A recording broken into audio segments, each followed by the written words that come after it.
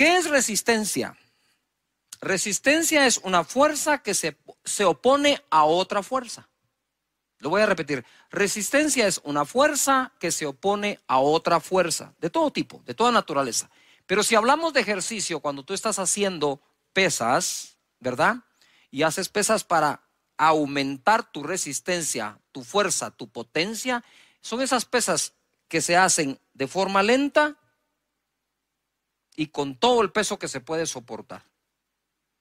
Y vas aumentando tu resistencia y cada día puedes aguantar más. Entonces, resistencia es una fuerza que se opone a otra fuerza.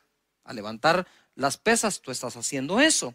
En 1 de Pedro capítulo 5, verso 6, dice así: humillados pues bajo la poderosa mano de Dios, para que Él os exalte cuando fuere tiempo. Si estás estudiando las Escrituras, subraya cuando fuere tiempo.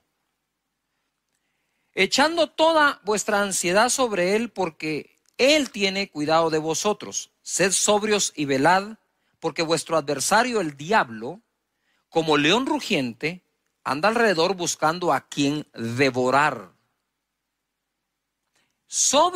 Estar sobrio y estar velando es lo que a ti te toca. Pero lo que le toca al diablo es devorar.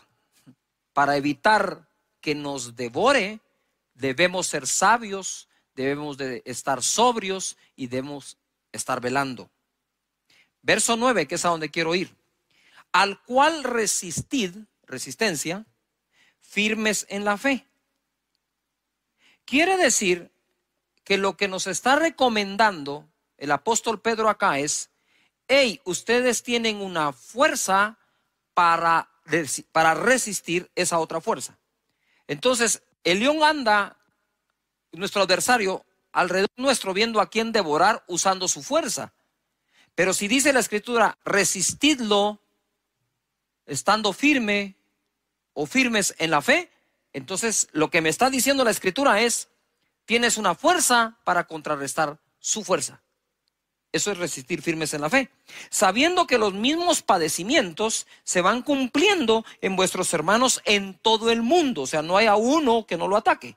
Verso 10, mas el Dios de toda gracia, que nos llamó a su gloria eterna en Jesucristo. Ojo, después que hayáis padecido, no queda otra, que hayáis padecido un poco de tiempo, Él mismo os perfeccione, afirme, fortalezca y establezca.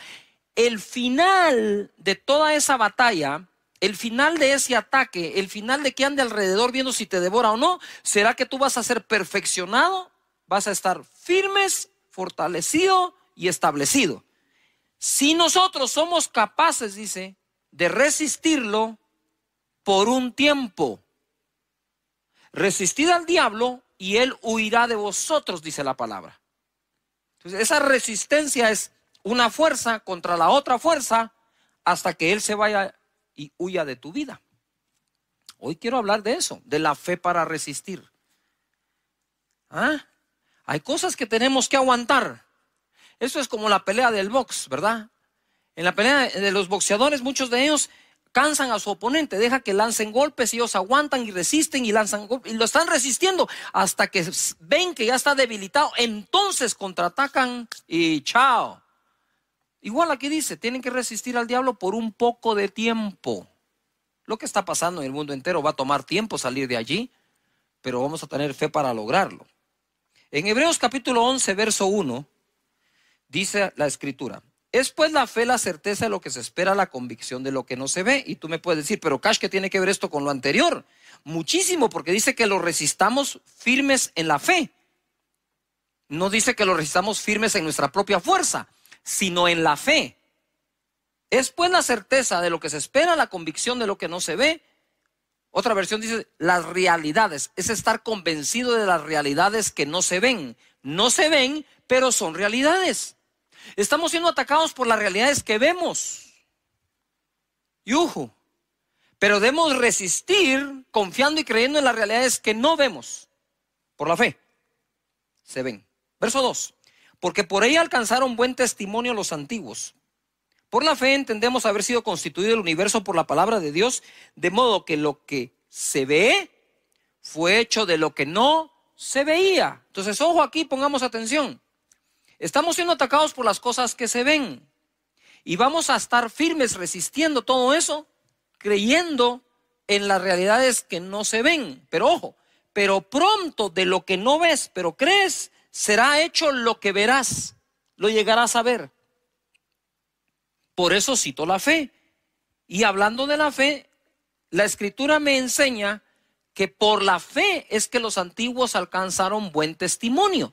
Ahora, si nosotros estamos en la era de la fe y de la gracia, pues deberíamos de ser tan exitosos y aún más que aquellos en aquella época. Todo lo que lograron, lo lograron por la fe. Aún fueron justificados delante de Dios por medio de la fe. Hebreos capítulo 11, verso 8. Quiero hablar del padre de la fe.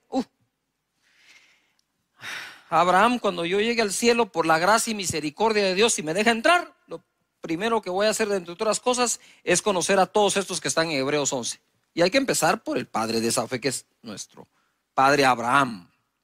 Por la fe Abraham, siendo llamado, obedeció para salir al lugar que había de recibir como herencia y salió sin saber a dónde iba. Por la fe habitó como extranjero en la tierra prometida, como en tierra ajena, morando en tiendas con Isaac y Jacob, coherederos de la misma promesa, porque esperaba la ciudad que tiene fundamentos, cuyo arquitecto y constructor es Dios. Por la fe también Sara, siendo estéril, recibió fuerza para concebir y dio a luz aún fuera del tiempo de la edad, porque creyó que era fiel quien lo había prometido. Por lo cual también de uno, y ese ya casi muerto, salieron como las estrellas del cielo en multitud y como la arena innumerable que está a la orilla del mar. Debemos tener una fe para resistir, pero debemos tener una fe para recibir. Son dos cosas diferentes.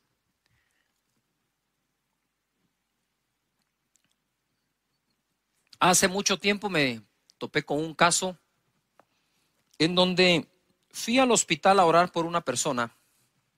Esta persona estaba en el intensivo. Y aunque no lo creamos, a veces cuando se ha sufrido mucho, un consejo positivo cae mal. O sea, cuando la gente ya está dañada emocionalmente y uno quiere ser positivo con ellos, toman lo positivo como algo que, ¿qué crees vos? Que nosotros no, qué sé yo, ¿no? Pues yo llegué a ese lugar, estaba en la sala de espera, quería entrar a orar al intensivo por la persona, y saben que esos intensivos van entrando cada cierta hora, muy pocas personas que se les admite o se les da permiso. Yo buscaba el permiso de la familia para poder entrar a orar. Y entonces ellos me dijeron, pero mira, Cash, me dijeron, y nosotros sí tenemos fe. Mira lo que le pasó a mi hija, lo que le pasó a mi hijo, mira cómo estamos. Y me contó todos los problemas de los cuales no habían salido, pero los habían aguantado. Y en ese momento yo recibo un impacto en donde la palabra que oigo aquí adentro es, aquí sí existe fe, me dijo el Señor, sí existe fe, pero fe para aguantar. Les hace falta la fe para salir o para avanzar. Entonces yo respeté, no dije nada, dije, bueno, muchas gracias, nos vemos. Al otro día pude llegar, entré al intensivo, oré por la persona que, por cierto, bendito Dios sanó. Y justo cuando estábamos orando, estábamos ahí con mi esposa, vienen los demás amigos y familiares, ¿verdad? Porque somos amigos y conocidos. Y en ese momento dije, nos tenemos que ir, ¿verdad? Hay que proteger la fe. Y bendito Dios sanó. Lo que quiero decir con este ejemplo es que muchos de nosotros hemos aprendido a vivir con algunos problemas y hemos desarrollado esa fuerza o esa fe, que no está mal, está buena, para aguantar durante muchísimo tiempo. Pero eso no quiere decir, ni debe implicar en tu vida, que por eso entonces ya no vas a tener la fe para salir de ese problema, sino únicamente la fe para vivir con el problema. Yo entiendo las dos cosas. Hay momentos que tenemos que creer para aguantar, pero no que eso nos robe el creer para salir. Dios te da la fe para aguantar, pero Dios también te da la fe para salir. Abraham salió sin saber a dónde iba. Y la escritura dice, que leímos, que echemos nuestra ansiedad sobre él para que él nos exalte cuando sea tiempo. Ustedes saben que la incertidumbre del futuro motiva muchísimo la ansiedad interna en el corazón de nosotros. Y hoy por hoy hay mucha incertidumbre del futuro en la mente de muchísimas personas alrededor del mundo. ¿Qué irá a ser del futuro? ¿Qué irá a ser de la familia? ¿Qué va a ser del negocio? ¿Qué va a ser de la iglesia? Y todos somos atacados por eso, pero tenemos que contraatacar. Es decir, una fuerza que combate esa fuerza, resistencia, por la fe, estando firmes contra todo eso. Porque tu mentalidad no puede desboronarse, tu estructura mental no se puede corroer, contaminar y destruirse. Debemos mantenernos fuertes en nuestros pensamientos a través de las escrituras. Entonces, mira, Abraham cuando sale sin saber a dónde va, pero a todos nosotros nos gusta saber, tener algo de certeza de lo que va a pasar en el futuro. ¿Vos me garantizás que si yo hago esto va a pasar aquello? Eso no es sino la voz de la ansiedad, de la incertidumbre, y quieren estar certeros. Pero Abraham, el padre de la fe, se fue sin saber a dónde iba, pero sabía quién iba con él. O sea, todo viaje mientras Dios te acompañe es bueno. Tú dices, pastor, me quedé sin empleo. No eres el único, son miles.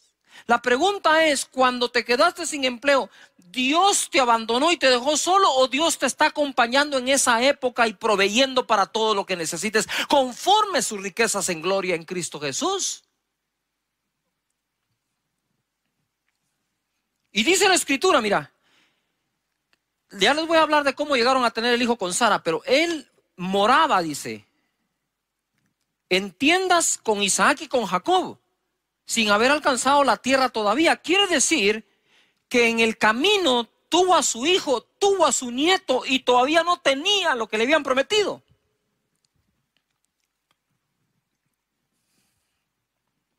Pero si tienes un destino a dónde ir, no hay manera de alcanzarlo si paras de caminar. Si paro de caminar y si me detengo, el destino no va a venir a mí. Yo tengo que seguir caminando para alcanzarlo. Sara recibió fuerza para concebir, porque creyó que era fiel quien lo había prometido. Y Abraham, ya casi muerto, de él salió una multitud. Yo escribí esto: hoy muchos tienden a querer asegurar su futuro antes de moverse hacia dicho tiempo. Exigimos demasiado la certeza de cosas antes de tomar decisiones. Sin embargo, el padre de la fe salió sin saber a dónde, confiando en Dios. Habitó junto al hijo y nieto en tiendas, esperando lo que Dios prometió. Y ojo, y no encontrando un sustituto para ello. Él esperaba esa ciudad diseñada por Dios, y en el camino pudo haber tenido muchas ofertas para sustituir aquello en lo que estaba creyendo. Tú no puedes aceptar sustitutos de la promesa que Dios te ha hecho a ti. Debes continuar estando firme, resistiendo, aguantando, creyendo hasta alcanzar lo que te prometió Dios.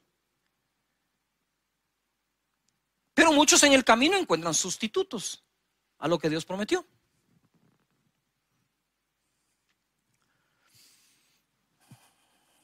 Tuvo su hijo cuando ya estaba casi muerto, es decir, tuvo fe para resistir mucho tiempo, pero también tuvo fe para recibir. Y Sara igual, tuvo fe para resistir mientras fue estéril, ojo, y tuvo fe para concebir cuando no tenía fuerzas. Porque una cosa es que era estéril, pero dice que ella recibió fuerzas para concebir. Son dos cosas distintas. Tenemos necesidad de desarrollar fe para el proceso. Ahora te cuento un poco el proceso. En Romanos capítulo 4 y verso 17. Como está escrito, eso subráyenlo: te he puesto por padre de muchas gentes delante de Dios, a quien creyó, el cual da vida a los muertos y ama las cosas que no son como si fuesen. Este es el proceso.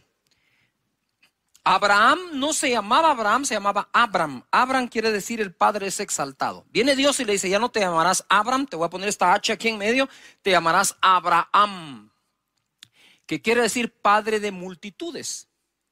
Pero Dios llamó a Abraham padre de multitudes sin tener ni un solo hijo. Porque Él llama las cosas que no son como que si fuesen. Y es ahí donde tenemos que resistir a la burla y la argumentación que muchos tienen contra lo que nosotros creemos y nuestra fe. ¿Tú crees que Dios abrió el mar rojo? Ah, pues alguien se va a burlar y dice, ¿cómo se te ocurre? ¿Crees que Jericó se cayó dándole vueltas hasta que se derribaron los muros? ¿Ah? ¿Tú crees que Jesús sanaba enfermos de lejos a los leprosos y ni siquiera tocarlos diciéndole que fueran al sacerdote? ¿Crees que Pedro caminó sobre el agua? Pues esas cosas a la mente de mucha gente son ridículas y entonces nos tratan de ridiculizar en nuestra fe. Pues lo mismo le pasó a Abraham. Yo me imagino que Sara salía y le decía, hey Abraham, que traducido es, hey, padre de multitudes, porque eso significaba padre de multitudes, y todos padre de multitudes, ya está viejito. Ya no puede, sabemos que el otro es estéril y encima de eso orgulloso, ¿va? Prepotente, padre de multitudes. ¿Qué se cree este? Yo no sé si Abraham en algún momento le dijo a Sara, Sara, ya no me digas así, hombre, qué clavo, mira, todo el mundo me mira como que saber que fuera, pues que te vean como lo que sos padre de multitudes, ponete las pilas.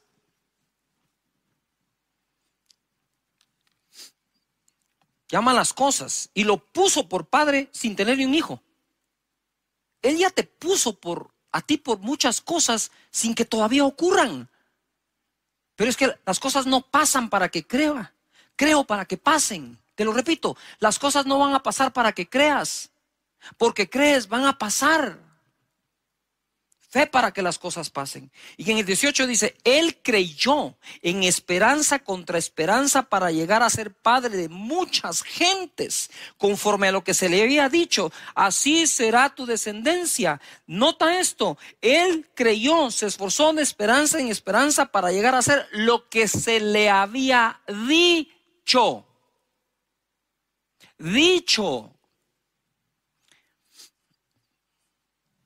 Yo podría decirles, miren mis hermanos, aquí la cosa se va a poner más fea. Espero que aguanten, ¿verdad? Ahí nos vemos en el año 2024, al rato ya salimos. No estamos para eso, las personas que tratamos de buscar a Dios para darte una palabra. Estamos para darte una palabra de fe, que la creas. Entonces él dice que se esforzó de esperanza contra esperanza. Hay una versión que fue escrita de otra forma, dice, él se esforzó de esperanza contra todas las demás esperanzas. No se daba esperanza por el viejito Abraham, pero no necesitaba que nadie se la diera. Él sabía lo que creía y sabía en quién creía. Verso 19, y no se debilitó, yo subrayé la palabra debilitó, en la fe. Eso quiere decir que hay personas que ya se están debilitando en la fe. ¿Cómo? Te voy a enseñar cómo no se debilitó y qué hay que hacer para no debilitarte en la fe. Pongan atención, subrayen, escriban en el chat, no me debilitaré en la fe, no me debilitaré en la fe. ¿Cómo? De esta manera. No se debilitó en la fe al considerar su cuerpo, que estaba como ya muerto o ya como muerto, siendo de casi 100 años. O la esterilidad de la matriz de Sara. Entonces, ¿cómo una persona puede debilitar su fe? Considerando de más, considerando de una manera incorrecta lo que está pasando. Entonces Abraham dice, voy a llegar a ser, lucho contra todas las esperanzas, voy a llegar a ser el padre de multitudes que Dios dijo que ya soy, hasta me cambió el nombre. Ya yo soy un padre de multitudes y todos. ¿Y dónde está el hijo? Ustedes espérense. Tranquilos, de que lo fabrico. Pero si ya tenés 100 años, entonces, ojo a lo que voy a decir con muchísimo respeto. Abraham, a sus 100 años, dice que no consideró su cuerpo como ya muerto. Y se recuerdan que dice, y ya de él que estaba casi muerto, entonces de ahí sacó una multitud. casi muerto en este contexto es, Abraham ya no podía tener relaciones con Sara, no había forma, ni aunque Sara fuera fértil, él no podía tener relaciones con Sara para poder engendrar un hijo y Sara concebirlo. Pero además no consideró a Sara que estaba estéril. Pongan atención a esto. No consideró ninguna de las dos partes. No consideró lo que le pasaba a él, ni tampoco consideró lo que le pasaba a Sara. Y lo que quiero decirte es, no puedes considerar tú en este momento lo que te pasa a ti y lo que le está pasando al mundo entero, porque eso va a debilitar tu fe. ¡Yuhu! Todo lo contrario, es cierto, sí. Abraham dijo que no, dijo esto no es cierto. Él dijo, no lo voy a considerar de tal manera que el mensaje que reciba es que lo que Dios dijo que iba a pasar es imposible. Claro que es imposible al hombre, pero lo que es imposible al hombre es posible a Dios, dice la Escritura. Entonces vamos a nosotros a leer la Escritura con la manera de pensar que tenemos, o vamos a renovar nuestra manera de pensar por las Escrituras. Pienso de acuerdo a lo que está escrito. Yuhu. Esto está demasiado bueno. No se debilitó al considerar. Entonces, ¿qué hago yo para no debilitarme en la fe? Es no considerar de más todo lo que está ocurriendo. Porque afuera, sí, hay realidades que se ven, pero están escritas para ti realidades que se llegarán a ver. Gloria a Dios. ¿Saben qué? Yo después de predicar este mensaje me voy a sentar a oírme. 20 dice, tampoco. Todos pongan en algún lugar, tampoco. No me debilito y tampoco. Dice, dudó por incredulidad. Es que una vez se debilita la fe, lo que viene es la incredulidad. No se debilitó por incredulidad de la promesa de Dios, sino que se fortaleció en fe, dando gloria a Dios, plenamente convencido. ¡Wow! Esto es una fe para el proceso.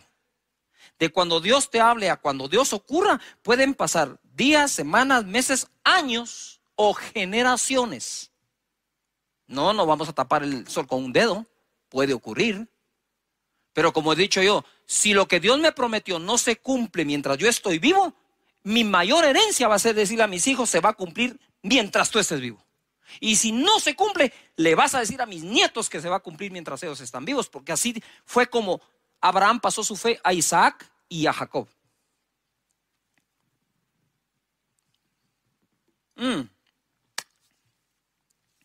Plenamente convencido de que era también poderoso para hacer todo lo que había prometido, por lo cual también su fe le fue contada por justicia. Por Dios santo. Gloria a Jesús. La fe es lo que justifica. Saben, a mí me trauma Hebreos capítulo 11, en el buen sentido de la palabra. Porque me identifico tanto, porque en Hebreos 11 no hay una sola persona perfecta, ni siquiera cerca de la perfección, ni una sola. Y todos fueron justificados mediante la fe. En Hebreos capítulo 11, verso 17. Entonces ahora Abraham por fin se esforzó, llegó a ser padre de uno. Ahora tenía un hijo. Y ahora viene acá y dice, por la fe Abraham cuando fue probado. Muy bien. Primero puse fe para el proceso. Ahora escribe fe para la prueba. Porque tu proceso pareciera terminar cuando se cumplió una promesa, pero quizás después de cumplirse la promesa vendrá una prueba. Y dice, por la fe Abraham cuando fue probado ofreció, escribe la palabra ofrecer, ofreció a Isaac. El que había recibido las promesas, de nuevo, ofrecía su unigénito. Por eso es que yo le digo, subrayen la palabra ofreció, ofrecer, porque es clave, se está repitiendo. Fue probado, ofreció a Isaac su único al que ofrecía. Habiéndosele dicho, en Isaac te será llamada descendencia. Entonces, la descendencia, ¿de dónde iba a salir ahora? De Isaac. Dios le pide a Isaac y uno podría decir, no, momentito, ¿por qué me vas a pedir Isaac? Si Isaac fue lo que me prometiste, ya me lo diste y ahora Si tú me lo prometiste, me lo diste, ahora, ¿qué voy a hacer yo? Y estuvo dispuesto por una razón. Mira cómo crecía Abraham en fe. Habiéndosele dicho, en Isaac te será llamada descendencia, pensando, pensando, que circular eso, que Dios es poderoso para levantar aún de entre los muertos, de donde en sentido figurado también le volvió a recibir. Por la fe bendijo a Isaac a Jacob y Esaú respecto a cosas venideras. Ay, Padre eterno, no sé qué más decirles. Gracias, Señor Jesús, ¿verdad? Fe para el proceso, fe para la prueba, fe para volver.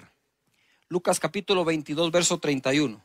Dijo también el Señor: Simón, Simón, he aquí Satanás os ha pedido para zarandearos como a trigo, pero yo he rogado por ti que tu fe no falte. De nuevo, fe. Y tú, una vez vuelto, confirma a tus hermanos. Lo que quiero decir con esto es que probablemente personas que me están oyendo ahora ya perdieron algo o mucho.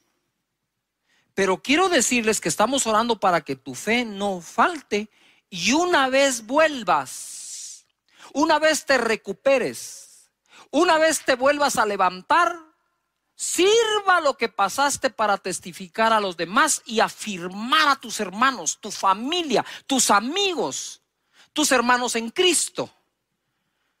Entonces desarrollamos fe para el proceso, fe para la prueba, fe para volver. El colmo de los colmos de la fe es que el escritor de la ley caminó por fe y no por la ley. Te lo voy a leer así rápido porque esto es importante. Hebreos 11:23 dice: por la fe Moisés, cuando nació, fue escondido por sus padres por 3 meses, porque le vieron niño hermoso y no temieron el decreto del rey. Por la fe Moisés, hecho ya grande, rehusó llamarse hijo de la hija de Faraón, escogiendo antes ser maltratado con el pueblo de Dios que gozar de los deleites temporales del pecado, teniendo por mayores riquezas el vituperio de Cristo que los tesoros de los egipcios, porque tenía puesta la mirada en el galardón. Mirada, esta es la clave aquí, mirada. Por la fe dejó a Egipto, no temiendo la ira del rey, porque se sostuvo como viendo al invisible. Paren allí.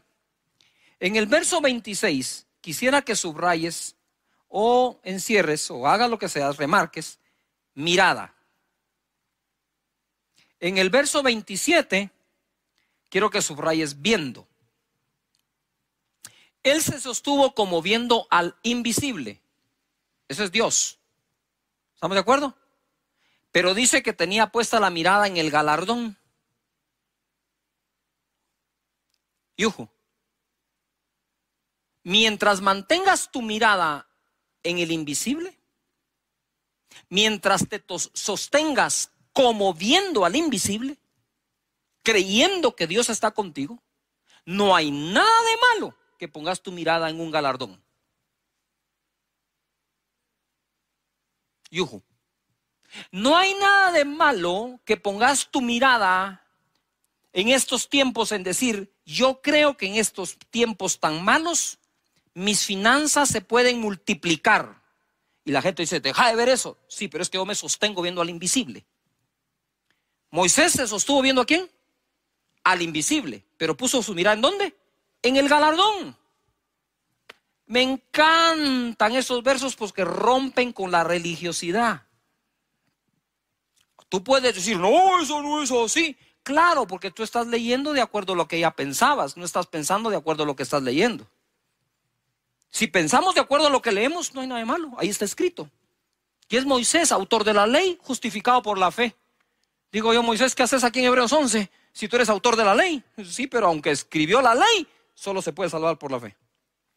Por la fe celebró la Pascua, dice, y la aspersión de la sangre, para que el que destruía a los primogénitos no los tocase a ellos, y declaramos y creemos que no va a tocar nuestra morada todo esto.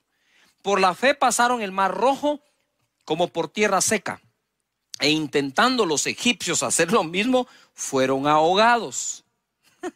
Es que miren, hay fórmulas que no le van a funcionar sino solo a los que creen en Dios y su palabra. Hebreos 11:32. ¿Y qué más digo? Porque el tiempo me faltaría contando de Gedeón, de Barak, de Sansón, de Jefté, de David. Todos ellos tuvieron fe para aguantar, tuvieron fe para resistir, pero tuvieron fe para triunfar. Gedeón estaba escondiendo en el lagar el trigo, porque los madianitas venían y lo saqueaban, y el pueblo del Señor estuvo seguro en Gosén. Ahí está, en Gosén el pueblo, y está escondiendo el trigo Gedeón. Tuvo fe para aguantar, pero un día el Señor le va a dar la victoria. Después de que él viene, se le presenta, Gedeón le ofrenda y entonces le revela la estrategia. Gedeón tenía 32,000 personas y en un solo día le diezmó el ejército, y en otra instrucción de 32,000 personas, Gedeón se quedó con 300. ¿Qué era eso para combatir a los madianitas? Y Dios le dijo: son muchos y no van a glorificar a Dios, se van a gloriar en sus propias fuerzas. Así que le quitó Dios. A veces Dios quita, entre comillas, para poder ser Él glorificado y que tú lo conozcas más, y que para Él no hay nada imposible. ¿Qué ocurre acá? Se queda con 300 y termina venciendo a los madianitas, donde los mismos ellos mismos se confunden entre ellos y se matan a espada entre ellos. No tuvo que hacer nada más Gedeón que obedecer a Dios. Es impresionante cómo alguien puede tener fe para aguantar y a veces le falta fe para salir. Tienen fe para resistir y les falta fe para triunfar. Te repito de nuevo ahora, el boxeador puede hacer que su enemigo se canse dándole golpes, aguantando los golpes. Y una vez agotado el enemigo, contraataca. Resistamos, dice, en la fe, fuerza que combate otra fuerza. Gedeón empezó a poner excusas. No, yo soy pobre, el menor de mis hermanos. Pues si dice la Biblia que todo el pueblo empobrecía, no había nada extraordinario en que lo fuera también. Pero Dios los sacó de pobre a conquistar la tierra de Madián. Fe para triunfar. Y en Hebreos capítulo 11, porque es lo que estuvimos leyendo, verso 4, se registra la primera obra de fe que la humanidad hizo. La primera obra de fe que la humanidad hizo.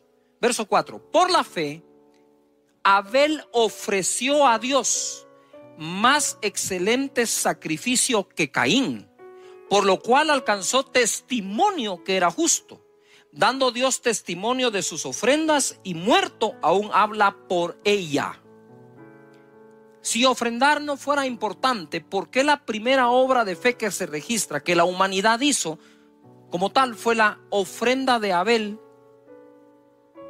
que fue mejor que la de Caín? Y por eso Dios lo bendijo a tal punto que Caín vino a matar a su hermano por envidia. Y dice la escritura que aquella ofrenda todavía habla delante de Dios. Sí, hay que tener fe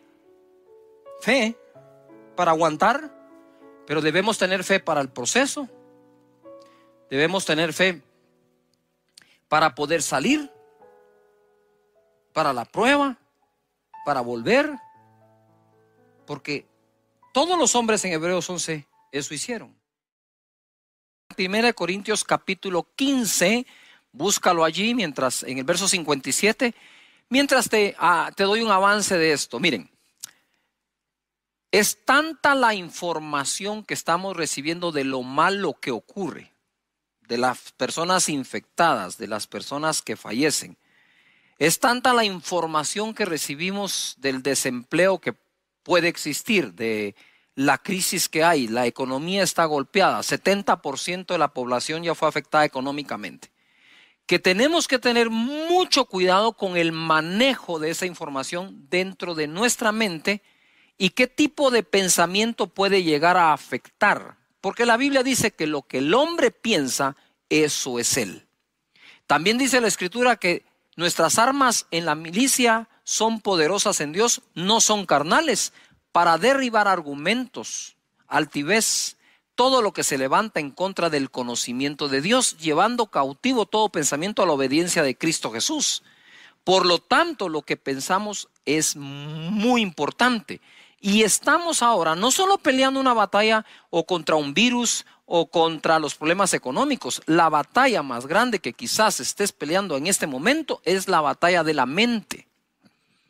Entonces, en 1 Corintios 15, 57 dice, o se nos enseña, mas gracias sean dadas a Dios que nos da la victoria, y por favor subrayen la palabra victoria o enciérrala en un círculo, por medio de nuestro Señor Jesucristo. Lo primero que tenemos que tener claro es que nosotros somos más que victoriosos en aquel que nos amó.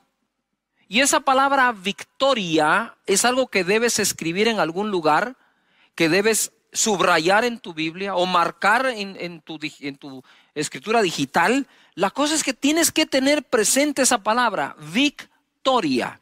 Empieza a utilizar esa palabra lo más que puedas.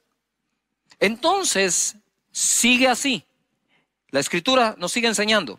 Así que, o como consecuencia, así que, hermanos míos amados, estad firmes y constantes, creciendo en la obra del Señor siempre, sabiendo que vuestro trabajo en el Señor no es en vano. ¿Qué es lo que quiero decir? Es, mientras sigamos contando las historias que no son de victoria, porque no creo que en esta época todas las historias sean de fracaso. Hay historias, muchas historias que son de victoria. Entonces yo digo, ¿por qué no empezamos a buscar todos los testimonios posibles dentro de nuestra gente? Hay muchísimos. Nosotros no solo escuchamos oraciones, escuchamos testimonios y aprovechando que estamos hablando del tema, puedes ir a casadedios.org y escribir tu testimonio. ¿Qué es lo que glorifica a Dios? Ojo, nuestros problemas no glorifican a Dios. Es la fe que tenemos en Él y su palabra para salir del problema. Y temo por algunos que están entrando en el modo de fe para aguantar y se están olvidando de ponerse en modo de fe para salir.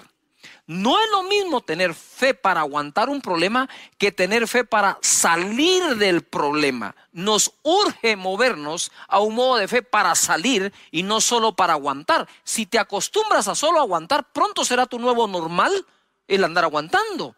Y si bien es cierto, hay que aguantar, hay que resistir, pero es creyendo que vas a salir.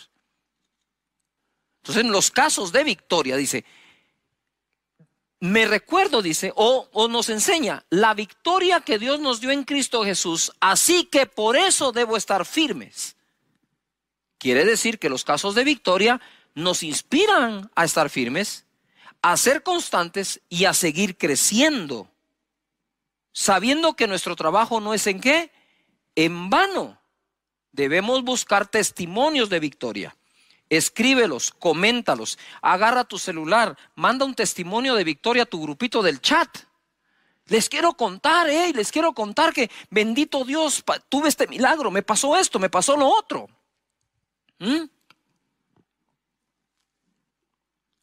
No solo es oren por mí, me quedé desempleado. Es escribir, bendito Dios, ya tengo el empleo. Bendito Dios, ya se abrió la empresa. Bendito Dios, ya sanó el enfermo.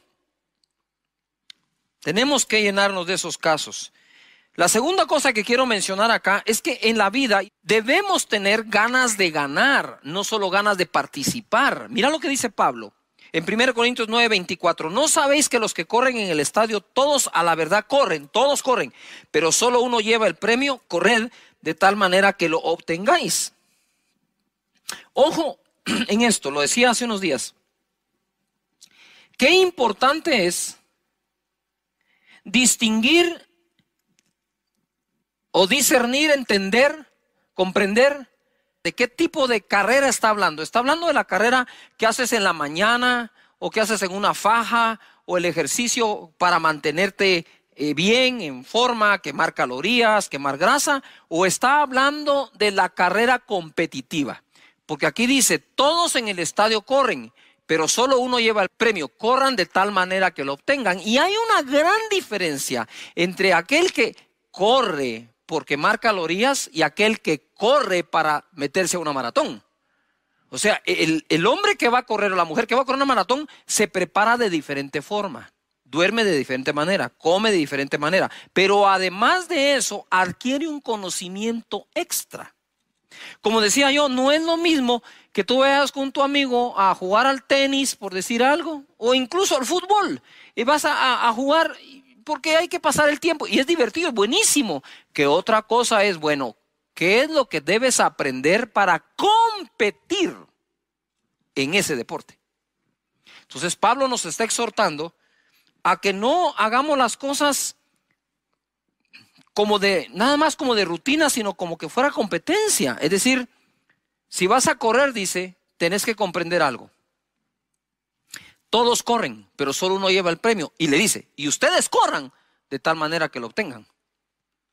Entonces imagínate lo que Pablo está diciendo. Si todos nosotros acá, la banda y nosotros vamos a hacer una carrera, dice, bueno, todos ustedes van a correr, pero les dejo claro algo. Solo uno lleva el premio.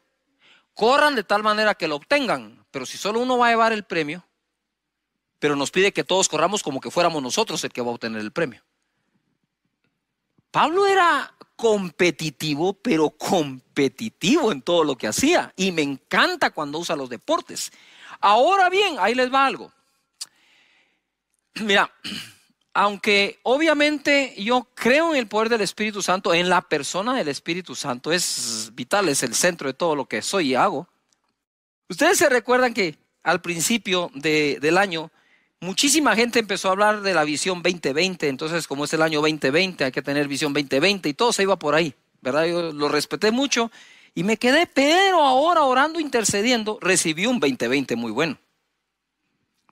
Un 2020 muy bueno. Segunda de Crónicas 20:20 dice, y cuando se levantaron por la mañana salieron al desierto de Tecoa, y mientras ellos salían, Josafat estando en pie dijo, oídme Judá y moradores de Jerusalén. Subrayen lo que viene. Creed en Jehová vuestro Dios y estaréis ¿qué? Seguros. Segunda de Crónicas 20:20. Creed en Jehová vuestro Dios y estaréis seguros. Creed a sus profetas y seréis ¿qué? Prosperados. Cuando yo leo esto, recibo un impacto y digo, Padre, oro porque el segunda de Crónicas 20:20, sea por ti enormemente bendecido, que la gente esté en ti segura, que le crean a tus profetas y sean bendecidos y prosperados. Quiero hacer una pausa acá. ¿Cuántos que están en casa conectados quieren junto con su servidor creer? Vamos a ver la mano de Dios moviéndose de forma poderosa, sobrenatural, bendiciendo las vidas, bendiciendo los cuerpos con salud, bendiciendo la economía de cada persona. Mis hermanos, puede estar pasando muchas cosas en el mundo, pero tú tienes que comprender que tú crees en Dios y sus escrituras.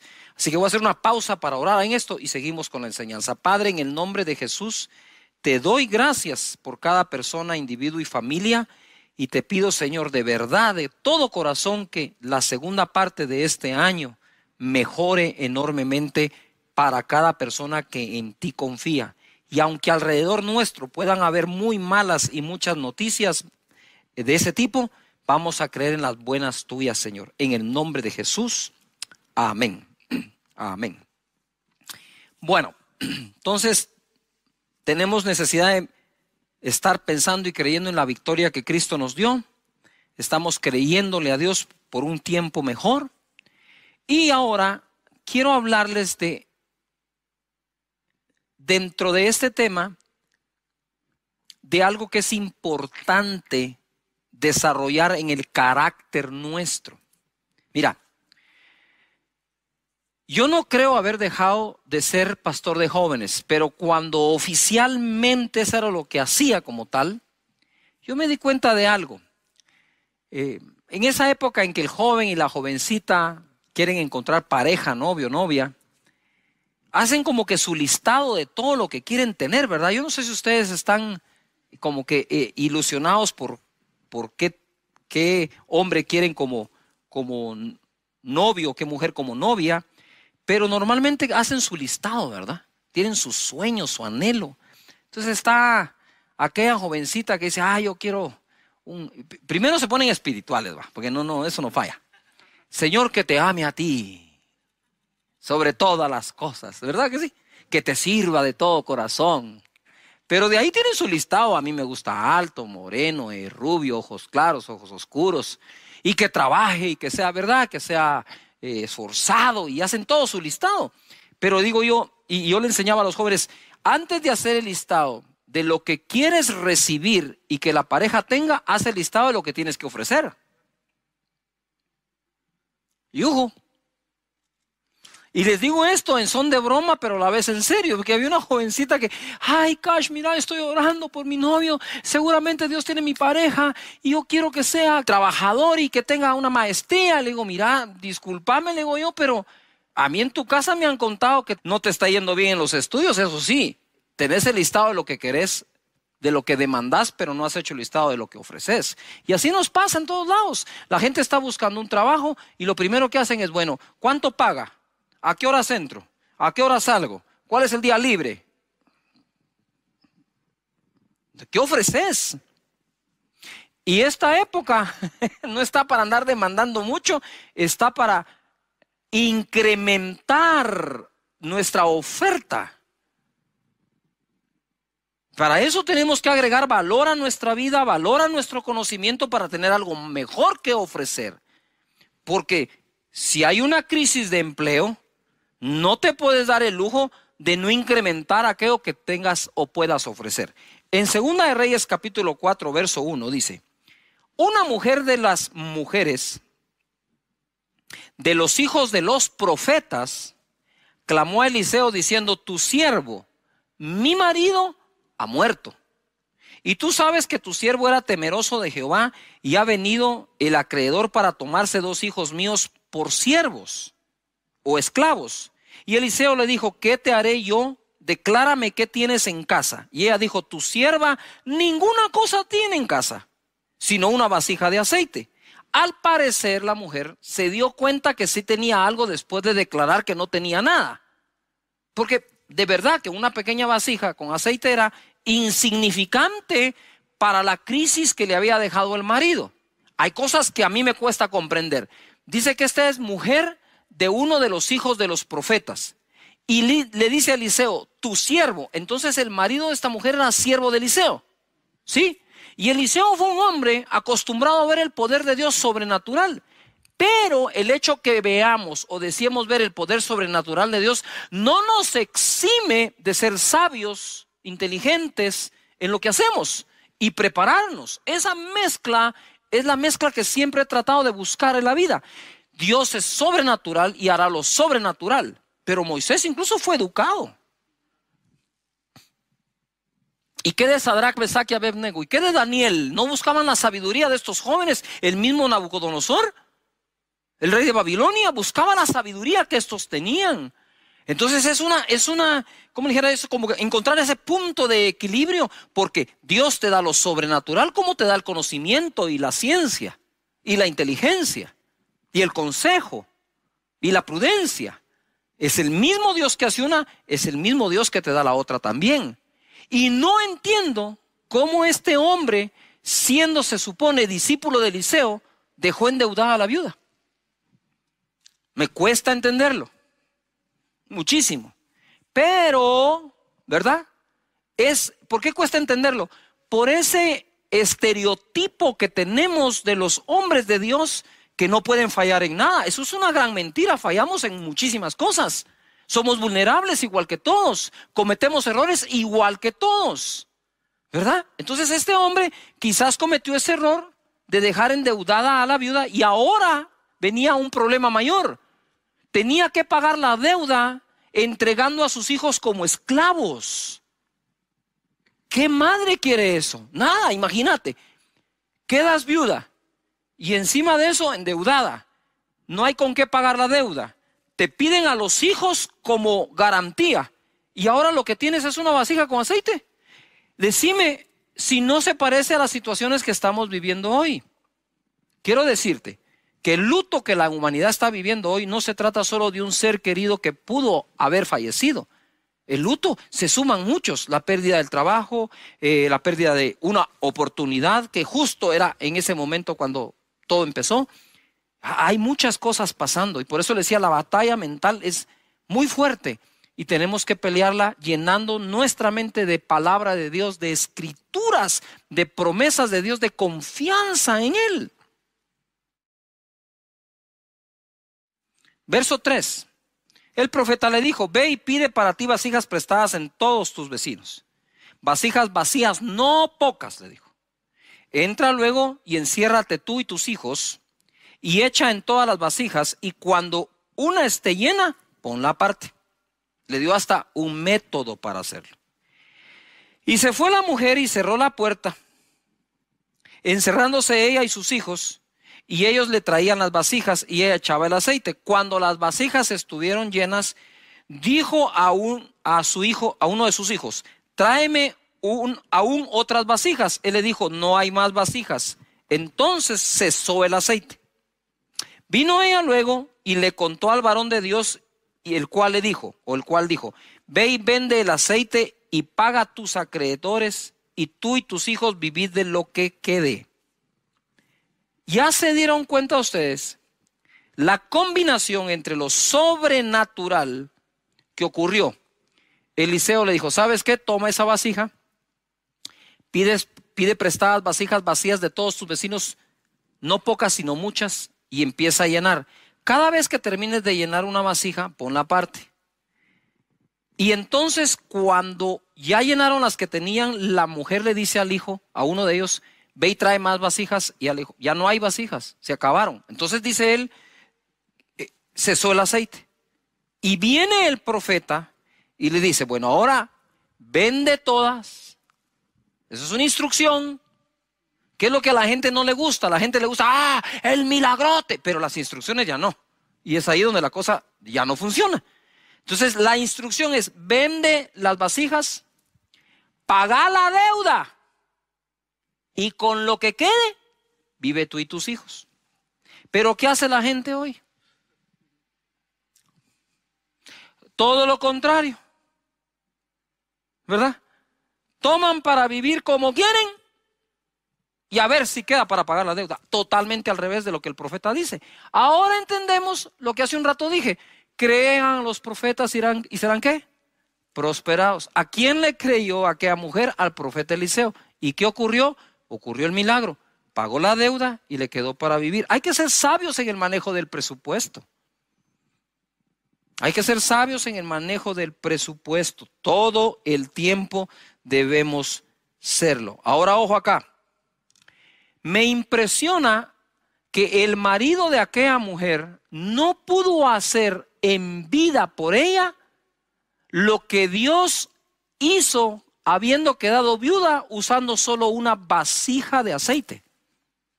Lo que no pudo hacer el marido, lo hizo Dios. Mira, quizás tú ya encontraste muchas razones para fracasar. Así que más te vale encontrar una para triunfar. ¿Quieres que lo repita?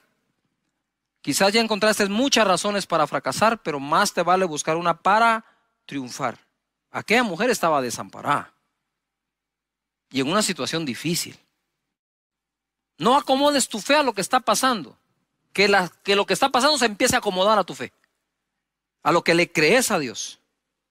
Salmo 46:1 dice, Dios es nuestro amparo y fortaleza, nuestro pronto auxilio en la tribulación o en las tribulaciones.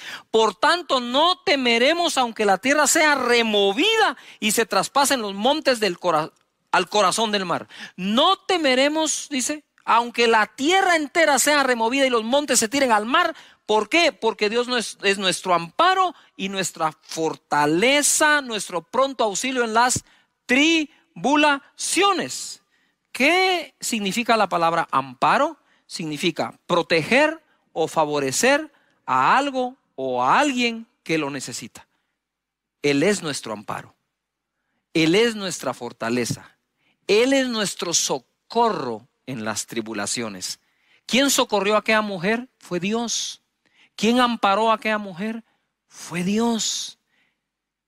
¿Cómo es posible que teniendo aún al marido en vida, no lograron nunca pagar las deudas y ahora que estaba sola, sí las pagó? ¿Qué pudo haber fallado si el marido de ella era uno de los hijos de los profetas? ¿Qué pudo haber fallado allí? ¿Ah? ¿Será que siendo uno no logró confiar en Dios? ¿Será que estando vivo él no confió en la palabra de Eliseo si alguna vez se la dio? Pero ¿por qué la mujer pudo y el marido no? Simple y sencillamente porque ante una situación tan dura, ella fue directo a la fuente, a Dios, y de Dios recibió la estrategia. Padre, en el nombre de Jesús, revela estrategias a cada familia, a cada persona. La situación de aquella mujer era terrible, pero Dios es más grande que tu situación. Salmo 91:1 dice: el que habita al abrigo del Altísimo morará bajo la sombra del Omnipotente. Diré yo a Jehová, esperanza mía y castillo mío, mi Dios, en quien confiaré. Date cuenta, el que habita al abrigo del Altísimo morará bajo la sombra del Omnipotente. Diré yo. Lo repito, perdón, diré yo. ¿Qué tú tienes que decir? Diré yo, Jehová, esperanza mía y castillo mío, mi Dios, en quien confiaré. El desamparo puede llevarnos a la tristeza y la depresión, pero también puede llevarnos a buscar a Dios como nunca antes y ser amparados por Él y terminar morando bajo su omnipotencia. Y nada nos será imposible. Ojo, lo mismo que deforma a las personas, forma a otras personas. Aquella mujer, al quedar desamparada debido a la muerte de su cónyuge, tuvo un encuentro con la omnipotencia de Dios. No digamos con el Dios de la omnipotencia. Y notar esto. Personas, por ejemplo, cuando lo rechazan, de verdad se vuelven personas resentidas, malas, haters. Pero otros, cuando han sido rechazados, se vuelven empáticos, aman al prójimo, y lo mismo que deformó a uno es lo mismísimo que formó al otro. Hijos que que vimos disuelto el hogar de nuestros padres, nos convertimos en personas de bien, y otros, por menos de eso, se convirtieron en personas de mal. Aquella mujer se pudo haber convertido a saber en qué. Al quedar viuda, desamparada, se pudo haber amargado, y no que los profetas, sino que, y que era tu siervo, mira lo que está pasando. Nosotros conocemos la buena historia en medio de la crisis, pero pudo haber sido una mala historia también. Eso va a depender de la reacción que tú tengas ante todo lo que está pasando a tu alrededor. Lo que ofrecemos ensancha nuestro camino. Proverbios 18:15 dice: el corazón del entendido adquiere sabiduría, y el oído de los sabios busca la ciencia. La dádiva del hombre le ensancha el camino y le lleva delante de los grandes. Adquiere sabiduría y ciencia, dice. Mas la dádiva, ¿qué es lo que dice? La dádiva del hombre le ensancha el camino. En Proverbios 3:16, ¿qué es lo que debes adquirir? Proverbios 3:16 dice: largura de días está en su mano derecha, en su izquierda riquezas y honra. El contexto es: bienaventurado el hombre que adquiere sabiduría y obtiene inteligencia, porque entonces tendrá largura de día en su mano derecha, riquezas y honra en la mano izquierda. Y como me dijo un amigo mío, este proverbio a mí me dice que Dios quiere que llegue a viejito de forma honrosa y bendecido. Y en el Proverbios 22:4, que es de mis favoritos, dice así: riquezas, honor y vida son la recompensa, la remuneración de la humildad y del temor de Jehová. Si en serio tienes un corazón humilde y respetas a Dios, pues ¿qué es lo que ofrece las Escrituras? No, olvídate de mí. ¿Qué dice Proverbios? No, ¿qué dice Cash Luna? ¿Qué dice Proverbios? Riquezas, honor y vida son la recompensa de la humildad y el temor de Jehová. Entonces te lo voy a parafrasear. Dios quiere que obtengas tus ganancias de forma honrada sin perder la vida. Mira esto, te va a gustar. Dios quiere que obtengas tus ganancias, ingresos, riqueza, de forma honrada sin perder la vida. Entonces hay quienes obtienen sus ganancias de forma honrada, pero se viven enfermando del estrés que tienen.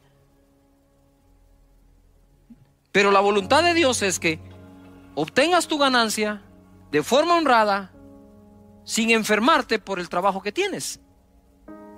Ahí tú puedes ver el bienestar total de Dios. Dice: sí, yo te quiero bendecir económicamente, pero quiero bendecirte con principios y valores y manera de trabajar de forma honrada, y que puedas tomar tu tiempo para descansar y usar la inteligencia que te doy para trabajar, para que no necesites enfermarte mientras haces tu ganancia de forma honrada. Entonces la voluntad de Dios es tan global que dice: está bien, te voy a bendecir económicamente, te voy a bendecir formando tu carácter y cuidando tu salud. ¿Qué más quieren? Dios está presente en todas las áreas de tu vida. Ahora bien, vuelvo de nuevo a Proverbios 18:15. El corazón del entendido adquiere sabiduría, lo que acabamos de enseñar, y el oído de los sabios busca ciencia. Pero la dádiva del hombre le ensancha el camino y le lleva delante de los grandes. Entonces puedes ser muy sabio, puedes tener mucho conocimiento, pero lo que te lleva delante de los grandes hombres es lo que das. Lo que das me refiero a lo que ofreces. Yuhu. Es esa oferta que brindas de tus servicios, de tu trabajo, de lo que sabes hacer o de lo que estás aprendiendo a hacer. Eso es lo que te ensancha el camino, dice la Escritura. Mira, dice acá la palabra en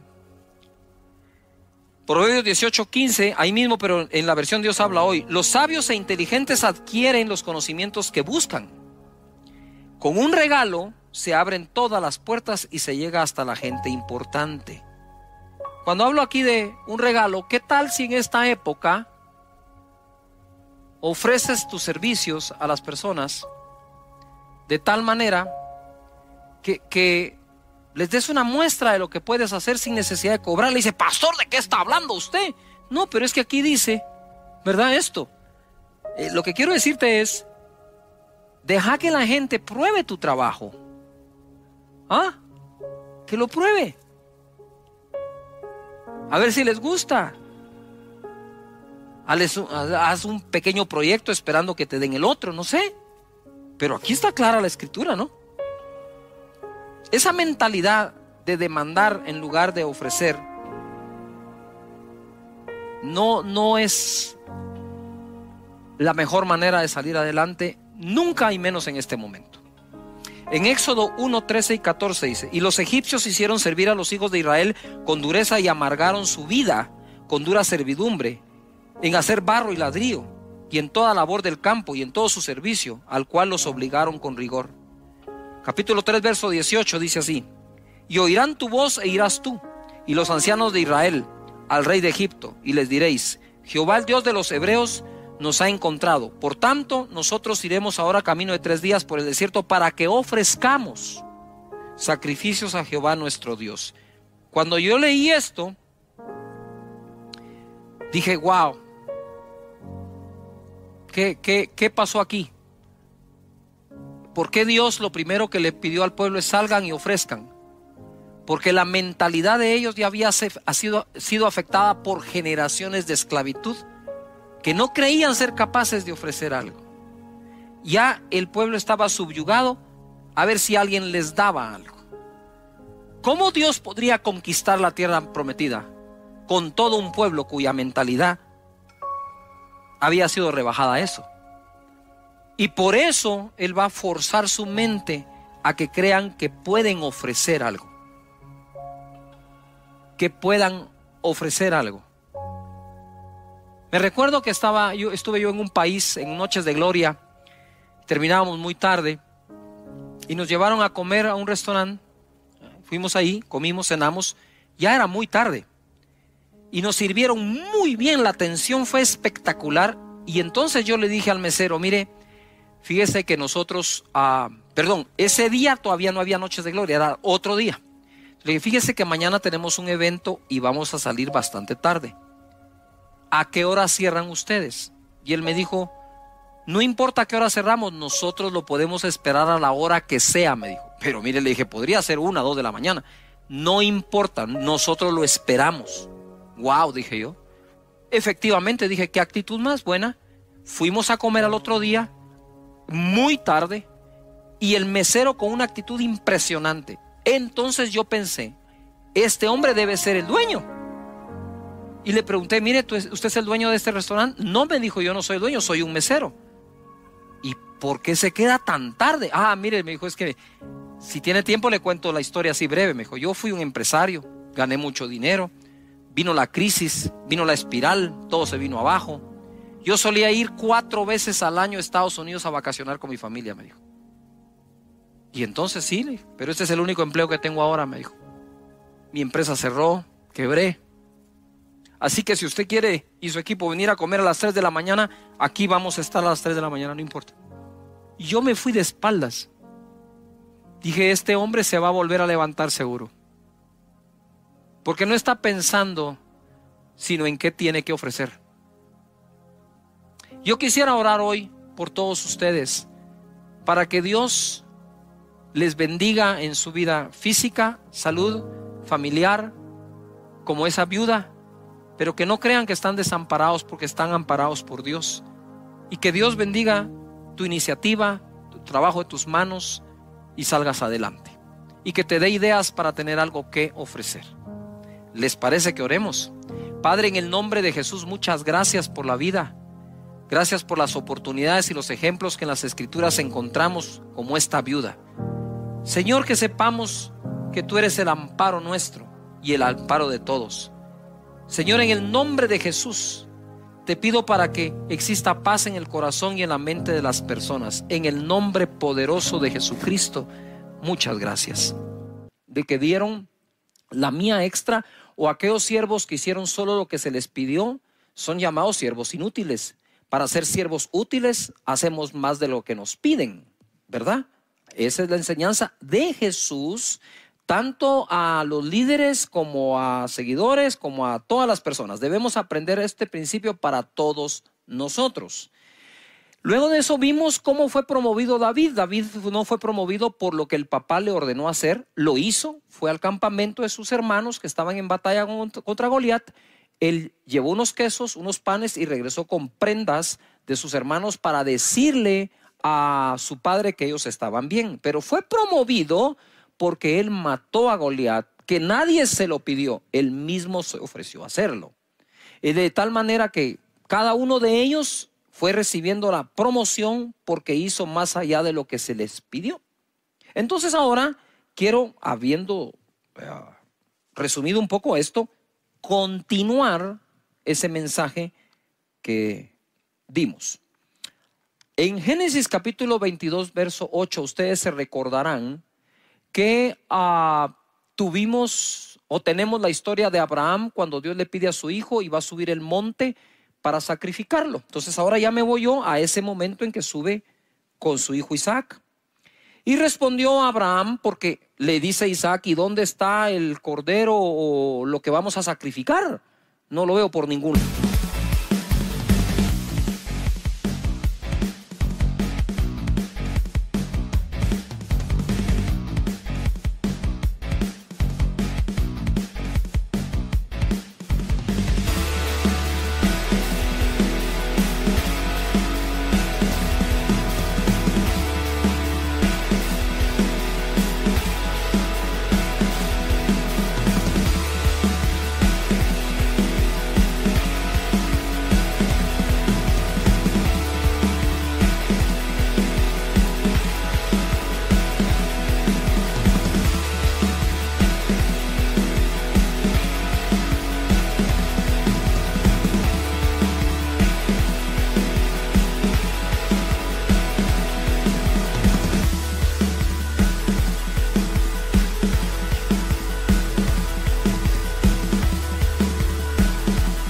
lado. Y entonces Abraham le contesta: Dios se proveerá de cordero para el holocausto, hijo mío. E iban juntos. ¿Tú te imaginas para Abraham subir el monte y contestarle al hijo: Dios se proveerá cordero para el sacrificio, tú tranquilo, hijo mío? Y el hijo no sabía lo que le podía esperar. En el verso 9, cuando llegaron al lugar que Dios le había dicho, edificó allí Abraham un altar y compuso la leña y ató a Isaac su hijo y lo puso en el altar sobre la peña. Y extendió Abraham su mano y tomó el cuchillo para degollar a su hijo. 11. Entonces el ángel de Jehová le dio voces desde el cielo y le dijo: Abraham, Abraham. Y él respondió: heme aquí. Y dijo: no extiendas tu mano sobre el muchacho ni le hagas nada, porque ya conozco que temes a Dios, por cuanto no me rehusaste tu hijo, tu único. Entonces alzó Abraham sus ojos y miró, y he aquí en sus espaldas un carnero trabado en un zarzal por sus cuernos. Y Abraham fue y tomó el carnero y lo ofreció en holocausto en lugar de su hijo. O sea, sustituyó al hijo por un carnero, cosa que Dios no le pidió. Dios no le pidió el carnero, que quede claro. Esto ya es de la voluntad de Abraham, más allá de la obediencia de Abraham. Y llamó a Abraham el nombre de aquel lugar: Jehová proveerá. Por tanto se dice hoy, en el monte de Jehová será ¿qué? Provisto. Y llamó el ángel de Jehová a Abraham por segunda vez desde el cielo. ¿Se recuerdan que la palabra Jehová Jireh, Jehová proveerá? Ese nombre fue mencionado por Abraham hacia Dios ese día. Y de ahí todo, sí, Jehová Jireh, Jehová Jireh. Y a veces no sabemos de dónde viene. Viene de esto. En el verso 16 le dice el ángel: por mí mismo he jurado. Anota esa palabra, jurado. Ponle, jurado. Por mí mismo he jurado, dice Jehová, que por cuanto has hecho esto, que fue sacrificar el carnero, y no me rehusaste tu hijo, tu único hijo, el cual Dios le pidió, de cierto te bendeciré y multiplicaré tu descendencia como las estrellas del cielo y como la arena que está a la orilla del mar, y tu descendencia poseerá las puertas de sus enemigos. Le he puesto por título la enseñanza de hoy: el día que Dios juró. Él dice que nosotros no podemos jurar, simple y sencillamente porque ¿por qué podemos jurar?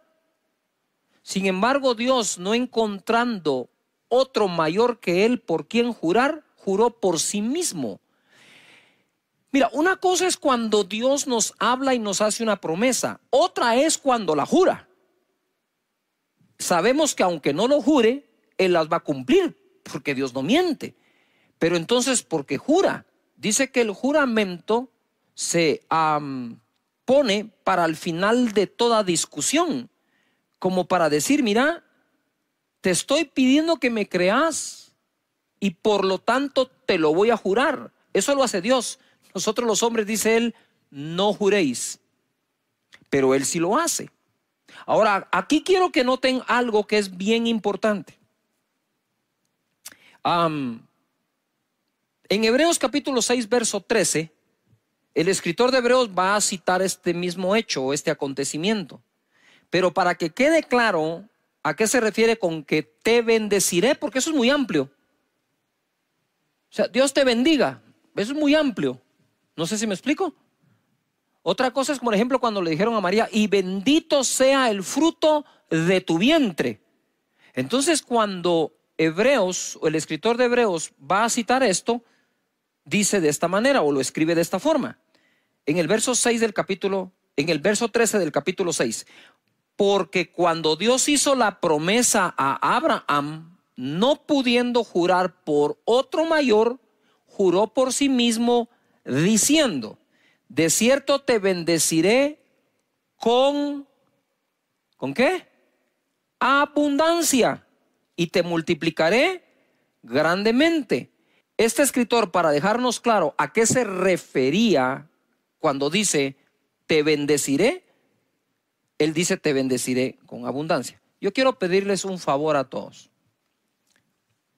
En esta época que estamos viviendo, ya hay gente que se autoabandonó. Dijo, no hay nada que hacer, no hay nada por qué luchar, que esto se quede así, ya definitivamente no voy a encontrar trabajo, no puedo abrir una empresa. Y yo digo, si ya encontraste 10 razones para fracasar, más te vale que busques una buena razón para triunfar. Y creo que una buena razón para salir adelante es que Dios juró bendecirnos de esta manera a Abraham y su simiente. Ahora quiero que pongan un poquito de atención a esto, porque se pone súper interesante. Ustedes que están acá, pónganle atención a esto. A parar un poco. Mira, ¿qué fue lo que Dios le pidió a Abraham? ¿A su hijo qué? A su hijo Isaac, a su único. Lo va a presentar en sacrificio cuando el ángel le dice, hey, no hagas eso, no hagas eso. Ya yo sé que temes a Dios al no rehusarle al hijo único. Entonces él voltea a ver, encuentra al carnero trabado en un zarzal, lo toma y lo sacrifica en lugar del hijo. Entonces, por la fe se dio por sacrificado Isaac, ¿verdad? Pero aunque no lo sacrificó, pero es un carnero el que sacrifica. Y le dice Dios, por cuanto hiciste esto de sacrificar al carnero, pon atención, y no rehusarme a tu hijo, de cierto te bendeciré con abundancia y multiplicaré tu descendencia. Ojo, porque esto se pone interesante y fenomenal. A mí me palpita algo aquí adentro. Dios hizo de Abraham un hombre muy rico y lo hizo un gran ganadero. ¿Se recuerdan? Eso surge del sacrificio del carnero. Le dice, te bendeciré con abundancia. Se refería a la multiplicación de ese carnero. Y multiplicaré tu descendencia. ¿Por qué tu descendencia? Porque le ofreció a su hijo. Entonces iba a ser bendecido en su descendencia e iba a ser bendecido en todo lo que significaba o representaba el carnero.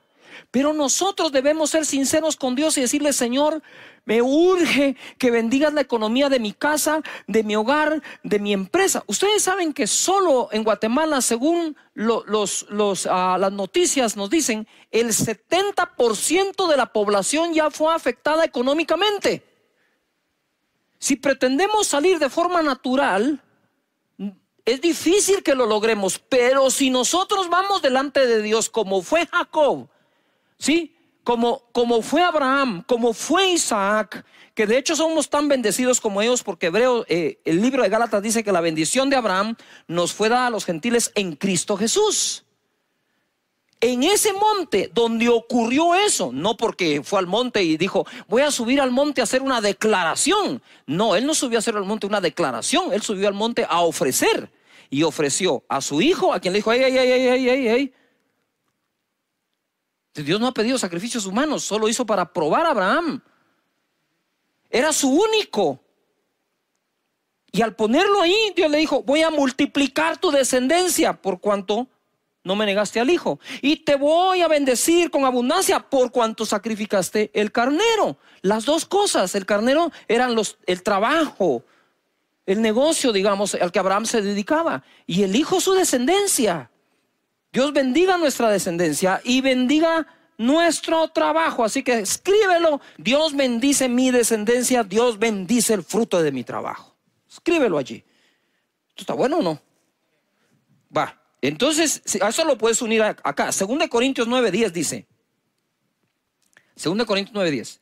Y el que da semilla al que siembra y pan al que come, proveerá y multiplicará vuestra sementera y aumentará los frutos de vuestra justicia. Por favor, si pueden ustedes circular, subrayar o escribir en algún lugar la palabra sementera. ¿Qué es lo que Dios va a multiplicar? Ok, Él va a proveer y multiplicar ¿la qué? Sementera. ¿Sí o no? ¿Dónde está qué? La semilla.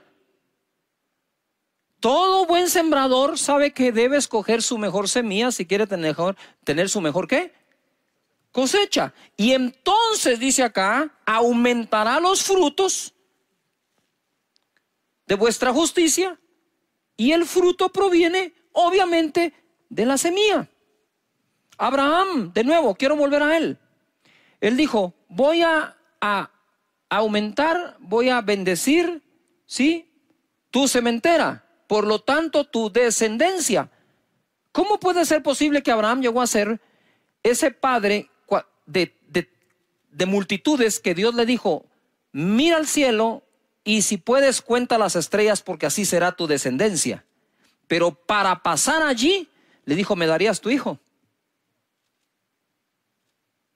Para Abraham ya sé que sí. Por lo tanto, multiplicaré tu descendencia. Ah, y me trajiste un carnero. Y te voy a bendecir con abundancia. Allí en ese monte pasó eso, y en ese monte es donde a Dios se le nombra Jehová Jireh, Jehová nuestro proveedor. La situación no es fácil para nadie. Está difícil, está complicada.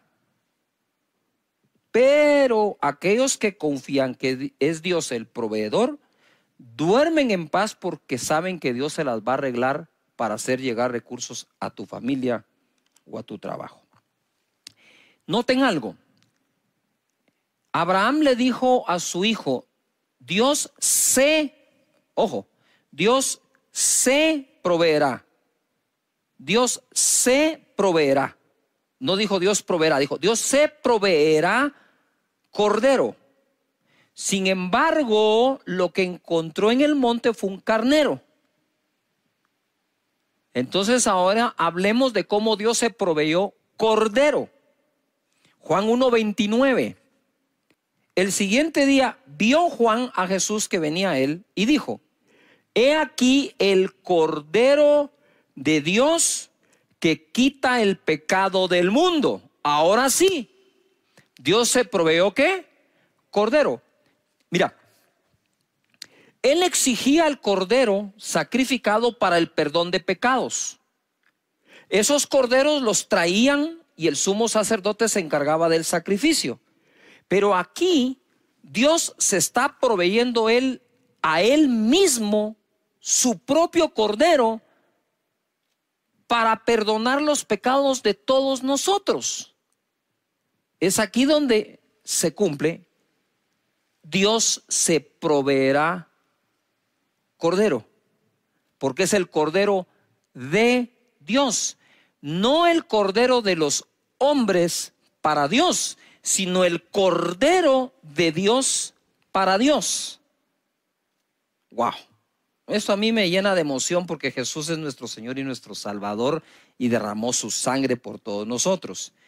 Si Dios le pidió a Abraham a su hijo y Abraham no rehusó a su hijo, ¿cómo podría entonces Dios rehusar a su propio hijo? Y entonces dice, el que nos dio, el que no escatimó ni aún a su propio hijo, ¿no nos dará con él todas las demás cosas? ¡Wow! Y ojo, Abraham tampoco escatimó a su propio hijo y Dios le proveyó todas las demás cosas. Y ojo, para aquellos que querían algo más profundo y todo, pues ahí está.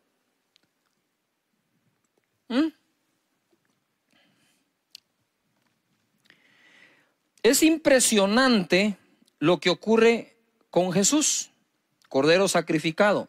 Efesios 5:1. Ahora sí, agárrense de la silla donde quiera que estén. Esto se va a poner de mejor todavía. Efesios 5:1 dice, sed pues imitadores de Dios como hijos amados, y andad en amor como también Cristo nos amó. Subrayen amó, amar. Como también Cristo nos amó y se entregó a sí mismo por nosotros. Cordero de Dios. Lo que viene, por favor, subráyalo, porque esto te va a quitar algunas cosas que en la mente quizás te han puesto personas que sin leer tan solo dan opiniones. subraya lo que viene, creo que va a ser muy edificante para tu vida. Él se entregó a sí mismo por nosotros, ofrenda. ¿Qué palabra está ahí? Ofrenda, estoy hablando de Jesús. Sacrificio a Dios en olor fragante. Entonces, ese sacrificio que Jesús hizo en la cruz fue la ofrenda de Jesús para con su Padre. El equivalente a lo que Abraham iba a hacer con Isaac.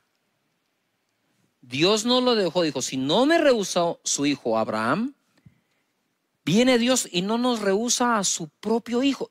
Mira, una cosa es creer en el sacrificio que Jesús hizo, y otra cosa es ver el amor de Dios de haberlo entregado por nosotros. Si hay algo que el ser humano no aguanta, es ver a sus hijos sufrir. Yo quisiera que nos pusiéramos a pensar por un momento qué vivió, qué sintió, por qué pasó Dios Padre cuando vio a su hijo en la cruz del Calvario. Es que nosotros, como leemos el verso y lo hablamos, hoy estaba yo orando al Señor y le decía, Padre, yo quiero orar a ti. Y cuando oro normalmente uso los versículos porque me amparo en lo que está escrito para que mi oración sea más eficiente o más eficaz delante de Dios. La oración eficaz del justo puede mucho. Entonces le digo, antes de empezar a hablarte, Señor, yo sé que cito tu palabra cuando oro, pero no la quiero citar como que te estuviera predicando. Ya. Sino la quiero citar como aquel que la está creyendo, que te estoy creyendo a ti. Y mientras leía este verso decía, Señor, ¿qué pudo haber sentido el Padre de ver a su hijo en la cruz del Calvario? Espérame, porque el que lo dio, de tal manera amó Dios al mundo que dio a su hijo, el que lo dio fue el Padre. No sé si me logro explicar. Jesús en la cruz del Calvario, que puso su vida voluntariamente, nadie me la quita, yo la pongo para volverla a tomar, dijo, fue entregado por el Padre.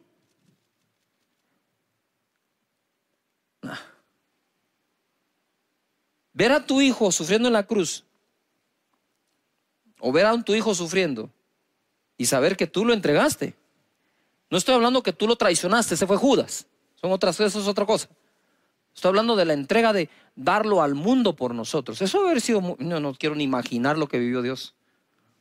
Claro, él sabía que si Abraham creía que al entregar a su hijo Dios era capaz de devolvérselo de entre los muertos, ¿cómo no lo habría de creer el Padre de Jesús, sabiendo que sí habría de resucitar? Pero aunque vaya a resucitar, no podés obviar y quitar de en medio su sacrificio y su sufrimiento. Ahora quiero que comprendas esto. Dice Efesios que Él se entregó a sí mismo como ofrenda en olor fragante, un sacrificio acepto a Dios. En otras palabras, ¿qué fue Jesús en la cruz? La ofrenda que Dios mismo se proveyó. Yo digo, Padre, pero si nosotros podemos ofrendarte, ¿por qué te tenías que proveer tu propia ofrenda? Y ahora tiene sentido cuando Él dice, Él da semilla al que siembra. Él es el que la da. Él es el que la provee. No le damos a Dios nunca nada que Dios no nos haya dado antes. Si le vamos a dar algo a Dios es porque Él ya lo dio a nosotros. Mira lo que dice Filipenses capítulo 4 verso 15. Y sabéis también vosotros, oh Filipenses, que al principio de la predicación del Evangelio, cuando partí de Macedonia, ninguna iglesia participó conmigo. Ninguna iglesia participó conmigo en razón de dar y recibir, sino vosotros solos. No podemos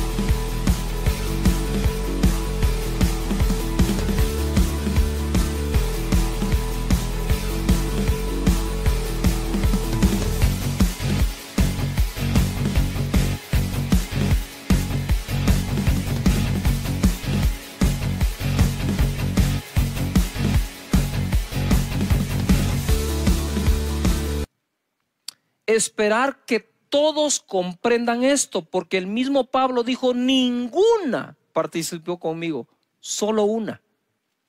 Solo una tenía ese entendimiento en aquel entonces, los filipenses. Y no es que busque dádivas, sino que busco fruto que abunde en vuestra cuenta. Pero todo lo he recibido y tengo abundancia, estoy lleno, habiendo recibido de Epafrodito lo que enviasteis, olor fragante, sacrificio acepto, agradable a Dios. El mismo calificativo que le dio al sacrificio de Jesús en la cruz, sacrificio agradable a Dios en olor fragante, es el mismo calificativo que le da a nuestras ofrendas. Entonces, mientras algunos te pueden criticar por hacerlo, juzgar, señalarnos, perseguirnos, Dios dice, no. Eso es sacrificio agradable a mí en olor fragante. Lo que enviasteis. Y cuando dice enviar, como que estamos en esa época, ¿no? De buscar la manera de enviar la ofrenda. El 19 es la palabra que te tengo acá. Mi Dios pues suplirá todo lo que os falta conforme a sus riquezas en gloria en Cristo Jesús. Mi Dios pues suplirá todo lo que os falte conforme a sus riquezas en gloria en Cristo Jesús. Y aquí quiero hacer una pausa en esto y quiero regresar a cuando estaba diciéndoles, cuando oro le digo, Señor, voy a usar las escrituras, las uso, Señor, tu palabra dice, ¿verdad? Pero no como predicándole a Él, sino como recordándome en lo que estoy creyendo. Y de pronto orando, siento un impacto que algunos han perdido su sinceridad para hablar con Dios. Tú puedes decir, bueno, esto se acabó, hay que cerrar el negocio. Sí, pero no la provisión. Y como que, ahora vamos a ver qué pasa. Señores, no entren en ese estado. Esto va a durar más tiempo. Y tenemos que acudir al Señor. Y ser sinceros, Señor, decíselo. Sí me preocupa mi situación económica. Hemos estado tensos en casa, discutimos, pero hemos llegado a un acuerdo que te vamos a creer a ti con todo el corazón. ¿Qué nos cuesta ser sinceros con Dios en lugar de andar fingiendo que somos los superhombres y supermujeres super mega espirituales cuando por dentro estamos afligidos, tenemos afán, preocupaciones? Vamos delante de Dios. Vamos delante de Él y yo digo, Señor, bendice a tu pueblo, bendice a tu gente, Señor, multiplícales. Mira, Proverbios 27:18 nos enseña, quien cuida la higuera de su pueblo, comerá su fruto. Quien cuida una higuera come de su fruto. Y el que mira por los intereses de su Señor tendrá honra.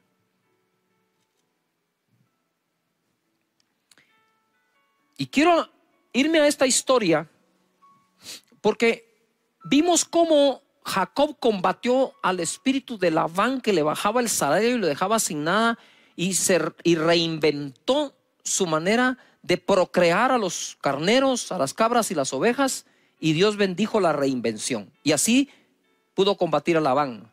Pero ahora vamos a aprender cómo se combate a Madián. Jueces 6, verso 1. Los hijos de Israel hicieron lo malo ante los ojos de Jehová, y Jehová los entregó en mano de Madián por 7 años. No fueron 3 meses, no fueron 6 meses, no fue un año, fueron 7. Y la mano de Madián prevaleció contra Israel, y los hijos de Israel, por causa de los madianitas, se hicieron cuevas en los montes y cavernas y lugares fortificados.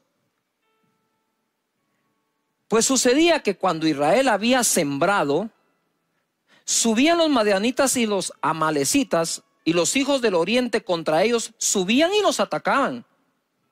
y acampando contra ellos destruían los frutos de la tierra hasta llegar a Gaza. Y no dejaban que comer en Israel ni ovejas, ni bueyes, ni asnos, porque subían ellos y sus ganados y venían con sus tiendas en grande multitud como langostas, y ellos y sus camellos eran innumerables. Así venían a la tierra para devastarla. De este modo empobrecía a Israel en gran manera por causa de Madián. Y los hijos de Israel clamaron a Jehová. Yo no creo que clamaron al 7º año, yo creo que se fueron 7 años clamando. Y cuando los hijos de Israel clamaron a Jehová a causa de los madianitas, o sea, yo creo que oraron todo el tiempo, pero este último clamor como que iba a poner final a aquella temporada. Jehová envió a los hijos de Israel un varón profeta, el cual les dijo: así ha dicho Jehová, Dios de Israel. Y por cierto, voy a hacer un paréntesis. La escritura dice: confiad en Dios y viviréis seguros, creed a sus profetas y seréis prosperados. Y ahora les manda un profeta, el cual les dijo: así ha dicho Jehová, Dios de Israel, yo os hice salir de Egipto y os saqué de la casa de servidumbre, de la esclavitud. Os libré de la mano de los egipcios y de la mano de todos los que os afligieron, a los cuales eché de delante de vosotros y os di su tierra. Y os dije: yo soy Jehová vuestro Dios, no temáis a los dioses de los amorreos, en cuya tierra habitáis, pero no habéis obedecido a mi voz.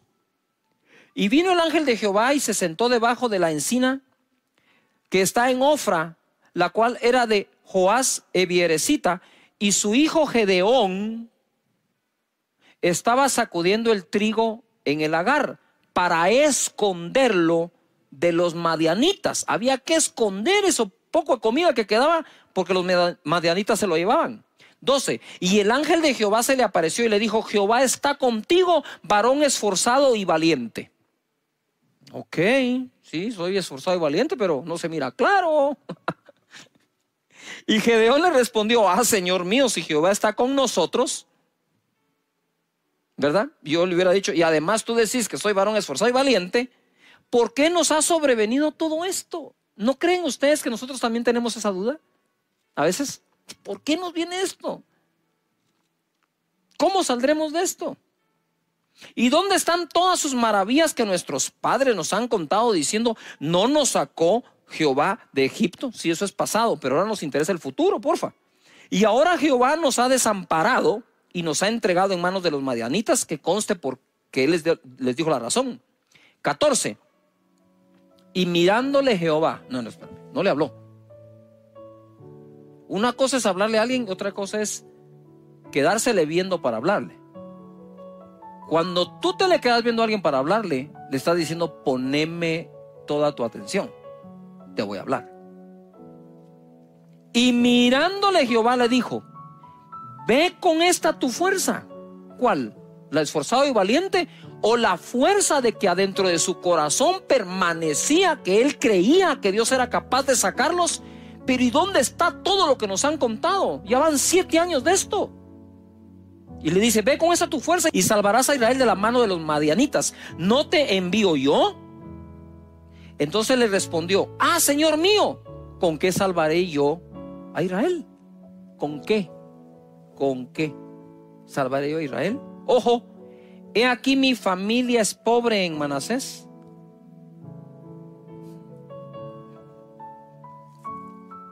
y yo el menor de la casa de mi padre. Pregunto, a ver, estudiantes, he aquí mi familia es pobre y yo el menor.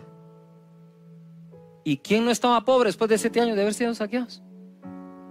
Yo no estaba diciendo nada nuevo, ni estaba diciendo nada que los demás no estaban padeciendo. Mi familia es pobre en Manasés y yo el menor en la casa de mi padre. 16. Jehová le dijo: ciertamente yo estaré contigo. Eso te debe bastar. Y derrotarás a los madianitas como a un solo hombre. Y él respondió: yo te ruego que si he hallado gracia delante de ti, me des señal de que